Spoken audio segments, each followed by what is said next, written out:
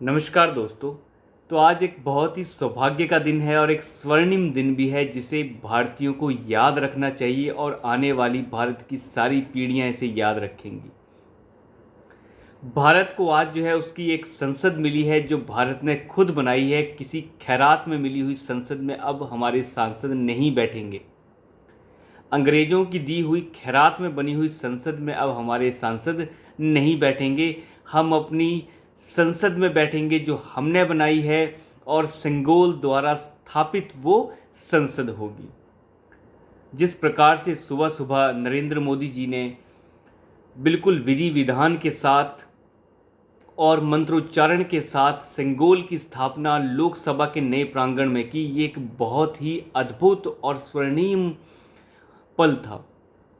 सभी लोग व्याकुल होकर इस चीज़ का इंतज़ार कर रहे थे कि कब सेंगोल जो प्रतीक है न्याय का, जो प्रतीक है संपदा में संपन्नता का, वो कब जो है लोकसभा में रखा जाएगा। तो एक बड़ा ही अद्भुत पल था जो आज हमने देखा है। यज्ञों में आहुतियाँ डालकर जो चीज़ आज स्थापित की गई है लोकसभा में, वो अभूतपूर्व थी। जब प्रधानमंत्री नरेंद्र मोदी उसे लेकर स्थापना उसकी करने जा रहे थे लोकसभा में, वो एक बिल्कुल ही सौभाग्य भरा और बिल्कुल ही स्वर्णिम दृश्य था जो युगों युगों तक याद रखा जाएगा। ये सब हो रहा था और कुछ विपक्षी दल उसका बायकॉट कर रहे थे। बायकॉट क्यों कर रहे थे कि राष्ट्रपति को इसके उद्घाटन में नहीं बुलाया, SC/ST का अपमान हुआ। जो लोग इस राष्ट्रपति को चुनने के समय ये कह रहे थे कि ये राष्ट्रपति जो है हम इसे नहीं चुनेंगे, हम दूसरे आदमी को चुनेंगे, हमें SC/ST से कोई मतलब नहीं, हमें OBC से कोई मतलब नहीं, आज उन्हें SC/ST की याद आ रही थी।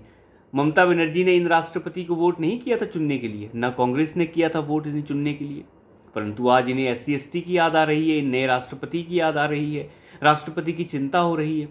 चिंता इनकी नहीं हो रही है, चिंता हो रही है कि ये नरेंद्र मोदी को इसका फेवर क्यों। नरेंद्र मोदी कौन होता है? दिक्कत ये है कि विपक्ष अभी तक स्वीकार ही नहीं कर पाया है कि प्रधानमंत्री जो है वो नरेंद्र मोदी हैं 2014 से। खैर वो इसे यकीन कर पाए, इन चीज़ों पे नहीं कर पाए, स्वीकार करे नहीं करे उससे कोई फ़र्क पड़ता नहीं है। फिलहाल बात यह है कि इस देश की 2/3 जनता ने उन्हें प्रधानमंत्री बना के वहाँ पे भेजा हुआ है उनका कार्य करने के लिए। परंतु सबसे बड़ी चीज़ जो आज देखने को मिली कि विपक्षी दल के नेता क्या क्या कह रहे हैं। लालू यादव ये कह रहे हैं कि जो ये नई संसद है ये एक लाश के ताबूत की तरह है। अपना उन्होंने ट्वीट किया और ताबूत को उसके साथ लगा दिया। तो मतलब नई संसद जो है वो एक लाश के ताबूत की तरह है। सोचिए इन लोगों की मानसिकता कितनी घटिया मानसिकता है। अरविंद केजरीवाल कह रहे हैं कि उन्होंने राष्ट्रपति द्वारा इसका उद्घाटन नहीं करवाया, इसका मतलब उन्होंने SC/ST और OBC का अपमान किया है। देखिए इस पाखंडी अरविंद केजरीवाल को जो दारू घोटाले में फंसा हुआ है, देखिए इस लालू यादव को जो सजा काट चुका है। 5-5 केसेस चल रहे हैं लालू यादव के ऊपर, सजा काट चुके हैं। अरविंद केजरीवाल जिसके 2-2 मंत्री जेल में हैं, पाखंड की राजनीति सुबह शाम करने वाला, शरद पवार को गालियां निकालने वाला और उसके बाद शरद पवार के पांव धो के पीने वाला, ममता बनर्जी को गालियां निकालने वाला, फिर उनके पांव धो के पीने वाला, सोनिया गांधी को भ्रष्टाचारी औरत कहने वाला और उसके बाद उनके पांव धो के पीने वाला ये अरविंद केजरीवाल कह रहा है कि भारतीय जनता पार्टी एक आदिवासी महिला का अपमान कर रही है। सोचिए इस पखंडी का कितना पखंड जो है भरा पड़ा है इसके अंदर। खैर ये सब कुछ तो होता रहा, परंतु आज जो सबसे बेहतरीन चीज़ देखने को ये मिली है कि सेंगोल की स्थापना के बाद सेंगोल के उस महत्व को आज उजागर कर दिया गया। जिस संस्कृति को ये हिंदू भूल रहा है उस संस्कृति को उजागर करने का काम किया गया है। न्याय का ये प्रतीक आज फिर से हमारी संसद में स्थापित हो चुका है, जो पहले बहुत वक्त पहले चाहे वो किसी भी राजा द्वारा एक दूसरे को सत्ता के हस्तांतरण के दौरान दिया जाता रहा हो, आज वो हमारे जो रीति रिवाज हैं उनके साथ वो लोकसभा में स्थापित हो गया और मुझे लगता है उसका इस्तेमाल भी शुरू हो गया। उसका इस्तेमाल क्यों शुरू हुआ है?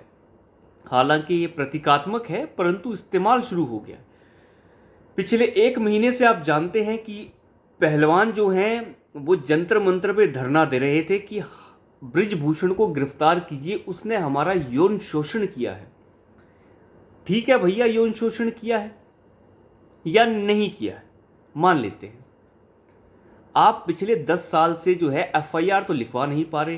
पिछले कई सालों से ये इस तरीके के आरोप लगाए जा रहे हैं। पहले कहा जा रहा था कुछ और, अब वो यौन शोषण पे आ गए थे आरोप। पहले आरोप कुछ और थे, फिर धीरे धीरे छिड़खानी पे आए, फिर अब यौन शोषण पे चले गए। फिर सुप्रीम कोर्ट ने कहा चलो ठीक है, आपकी एफआईआर लिख लेते हैं। एफआईआर लिख ली गई, इन्वेस्टिगेशन शुरू हो गई, चलिए ठीक है। लेकिन नहीं, हमें इन्वेस्टिगेशन नहीं, हमें इसकी आदमी की गिरफ्तारी चाहिए।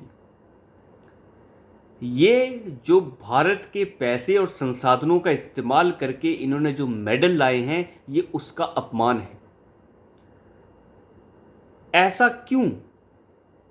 लेकिन जब सुप्रीम कोर्ट ने, इस देश की शीर्ष अदालत ने एफआईआर लिखने के आदेश दे दिए, आदेश होने के बाद एफआईआर लिख दी गई, इन्वेस्टिगेशन शुरू हो गई, बयान दर्ज होने शुरू हो गए, तो फिर दिक्कत क्या थी? ब्रिजभूषण सिंह ये पहले ही कह चुके हैं कि मैं तैयार हूं किसी भी पॉलीग्राफ टेस्ट के लिए, मैं लाई डिटेक्टिव टेस्ट के लिए तैयार हूं। अब इन जो भाषणबाजी, जितने ये पहलवान हैं, ये चुप थे, उसके बाद कोई बात नहीं कर रहे थे।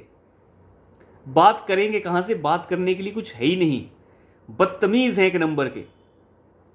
आज इन लोगों के ऊपर जो छड़ी का प्रयोग हुआ है, मैं मानता हूं ये छड़ी का प्रयोग बहुत पहले हो जाना चाहिए था। केंद्र सरकार ने पहले की बातों से सीख लेते हुए आज जो है बिल्कुल भी गलती करने की गुंजाइश नहीं की।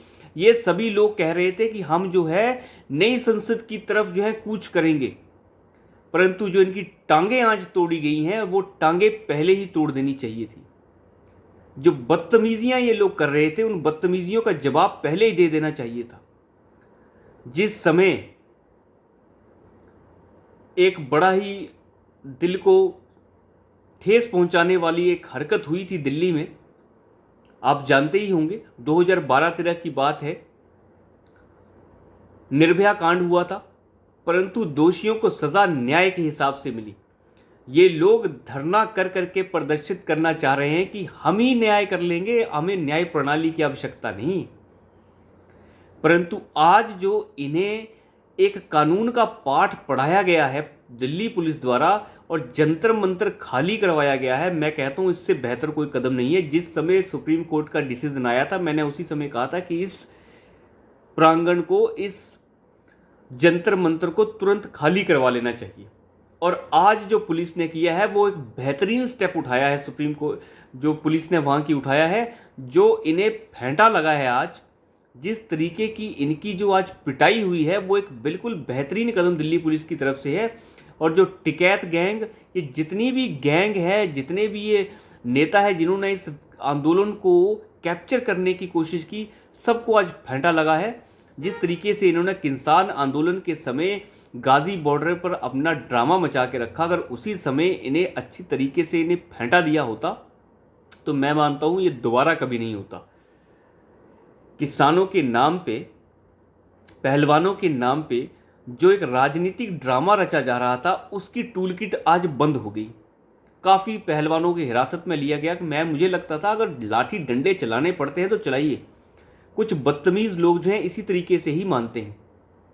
ये सारी करीधरी दीपेंद्र हुड्डा की है, जो हरियाणा में बैठ के पूरे सिस्टम को काम कर रहा है, जो रेसलिंग का चीफ बनना चाहता है, रेसलिंग फेडरेशन का अध्यक्ष बनना चाहता है। उसकी ये खुजली जो है पिछले 15 साल से जो है मिट नहीं पाई है। इसीलिए ये सारे के सारे पहलवान उसकी खुजली मिटाने के लिए यहाँ बैठे हैं। खैर, खुजली तो मिट नहीं पाई, लेकिन आज जो डंडे चले हैं उससे खुजली ज़रूर मिट जाएगी। बाकी ये छेड़छाड़, यौन शोषण, ये कुछ नहीं है, ये सब ड्रामेबाजी है और कुछ नहीं। इतने बड़े पहलवानों के साथ कोई यौन शोषण कर लेगा? मजाक की बात है क्या? मजाक बना रखा है। खैर, ये सब ड्रामा तो चलता रहे, लेकिन आज जो है एक बड़ा ही बेहतरीन दृश्य हमें संसद से देखने को मिला और राजदंड जो है उसने अपना बेहतरीन काम किया दिल्ली बॉर्डर के ऊपर। जो इनकी पिटाई आज हुई है, कम से कम याद तो रहेगा आज इन्हें, कम से कम, कि जेल की हवा क्या होती है। दिल्ली के बेहतरीन रेस्टोरेंट से खाना मंगा के जब रेस्लर्स खाना खाते हैं, फिर उसके बाद एसी की हवा में सोने की कोशिश करते हैं, उसके बाद शारीरिक और यौन शोषण का आरोपी आम आदमी पार्टी का एक नेता उनके लिए बेड लेके आता है, गद्दे लेके आता है कि आप इन पे सोइए, यौन शोषण का आरोपी तो मैं भी हूं, लेकिन कोई बात नहीं, आप इन पे सोइए। तो ये सब जो ड्रामा है, ये ड्रामा अब खत्म हो चुका है, और जो पिटाई हुई है उस पिटाई ने आज मुंह तोड़ जवाब भी दिया है, और मुझे लगता है ऐसी पिटाइयाँ होती रहनी चाहिए। कुछ लोग जो हैं ऐसी मामलों से ही सुधरते हैं, ऐसे नहीं सुधरते। तो आज एक अद्भुत दृश्य हमने देखा। मुझे लगता है आने वाले समय में और अद्भुत चीज़ें और शुभ चीज़ें हमें देखने को मिलेंगी। जिस प्रकार से भारत विश्व गुरु बनने की राह पे जो चला है, ये उसमें एक और कदम जो है जोड़ता है। देखते हैं अगले कदम और क्या होंगे।